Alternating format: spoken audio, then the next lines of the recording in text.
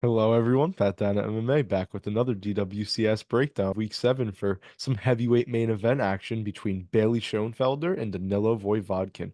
I'm very intrigued to see how this fight ends up playing out in the cage because it was very interesting to watch on paper. So I'll just kick things off here with Bailey Schoenfelder. Schoenfelder is a former football player at the University of Minnesota. He is a former wrestling state champion in South Dakota, and he also trains at Killcliff FC.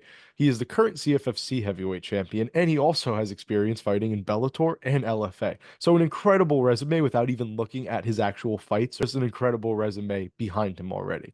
He is 6'3", but he's a very small heavyweight. He weighs only around 220, 230 pounds. He says it's because he likes to keep its speed advantage, and he is a lot faster than most heavyweights in there, but I just don't know if he'll stick to that once he actually gets in the UFC and starts fighting guys with some more power and strength. He is very strong himself, though. He does have a little bit of power in his hands, but it's mostly just pure strength this guy has. In those positions in the clinch, in those positions on the ground, he is just so much stronger than guys. He does have amazing hand fighting as well. That's one thing. He'll never let someone beat him in the hand fighting compartment. I think that's because of football, but his hand fighting is just incredible. His takedown defense is awesome as well. He has incredible balance. He has some really good strikes off the break in the clinch, but he does have a weak striking defense overall, and he does get jabbed and hit over his guard a concerning amount. He does have a pretty good chin because he takes these shots fairly well and continues pushing on with the fight, but he does get hit a lot sometimes, especially against his fight against Mark Curry in Bellator. He got hit a lot in that fight before finding the finish. He does love the uppercut, can be hit while throwing it. But if he lands that uppercut, it's a pretty nice power shot that he has. Slick takedowns are something that comes so easily for Schoenfelder. His timing is awesome, and he just easily gets the fight to the ground. For a heavyweight, his takedowns are very, very clean. He has some pretty good range management. I love his Muay Thai knees in the clinch, and he is very dominant on top with a very strong ground and pound, always picking the right shots when he's throwing them on top. Hammer fists, elbows, straights, just an arsenal of ground and pound strikes that I love his ground and pound for sure. He has very good cardio and pace for a heavyweight. He usually isn't gassing out in fights, and that's because of him being a smaller heavyweight and having that better build. It does work well for him in that sense. Just very athletic, great movement. He gets better as the fight goes on, and he's willing to throw hands sometimes. He has some submissions on the ground. Schoenfelder has very well finishing upside. He's a 5-0 fighter with 5 finishes, so he definitely can finish fights. It's just doesn't have the most power in his punches the way a traditional heavyweight would, I guess you could say. Now, moving on to Danilo Voievodkin. He was a very interesting one to tape. Voivodkin is from Ukraine. He's the Ukrainian champion in hand-to-hand combat, and he also apparently is a K1 champion as well.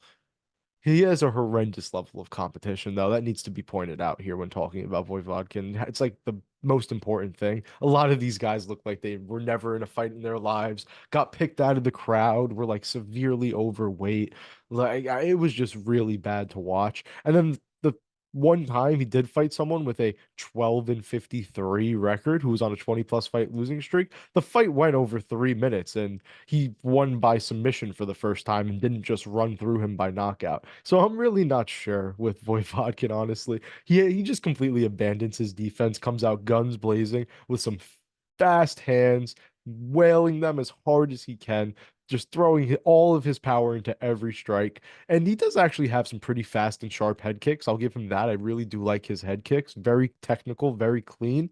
And his leg kicks, his knees, his flying knees, he actually has a decent arsenal of strikes on the feet. But God, is it weird to watch him fight sometimes just because of how reckless he is and just how bad most of his opponents are.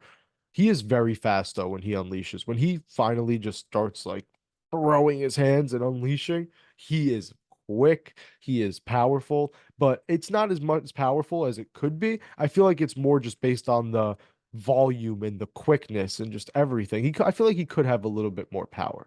So he is very slow. In general, he's just a very slow person, does not very athletic. Schoenfelder will have a massive advantage in that area for sure. His grappling is something that's interesting too. So he's a BJJ blue belt, but apparently he's a combat sambo Ukrainian club champion. So I don't know what that means, really, to be honest. but he does have a championship in Sambo, I guess. He does have a good body lock takedown, but his grappling is still a big question mark. He's very weak on top. He spent a lot of time on, not a lot of time.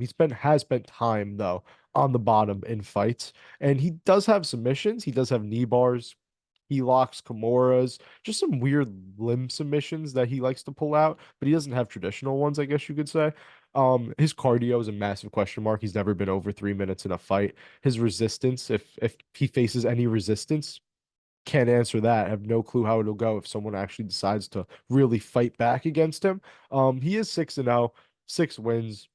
I mean, he has like five within the first minute of fights, but like I said, just the level of competition is so poor that it's just so hard to trust Voivodkin that I cannot pick him in this fight as much as Schoenfelder does get hit and he does come out guns blazing. Schoenfelder is just so much more well-rounded, trains with the better people. Like I think Schoenfelder should very clearly win this fight if he fights smart, as long as he sees Voivodkin running at him quick and then just takes him down immediately, doesn't fall into a submission and gets the fight into the fourth minute, fifth minute, and then even into the second round. I think he should have this fight for sure. There's always the chance that Voivodkin does come out and land that big shot early and just put him down and throw off the whole fight or just put him out in that sequence. But I have to lean Bailey Schoenfelder here. He's just a lot more well-rounded. I think I'm gonna go with like I don't know, maybe a submission finish in round two. It could really go a couple different ways. Schoenfelder only has one submission win, but he is kind of looking for those sometimes. He could be at the TKO finish in round two as well. I just think Schoenfelder will outlast him in this fight and be able to prevent the early storm, basically. So give me Bailey Schoenfelder. Round two submission, round two ground and pound, something along those lines. Could even be late in round one, honestly, but Bailey Schoenfelder to win the fight for sure. I thank everyone for coming on, and I hope you all enjoyed. And I can't wait to see you guys for week eight's fights. We'll be breaking down every single one of those for week eight. Thank you.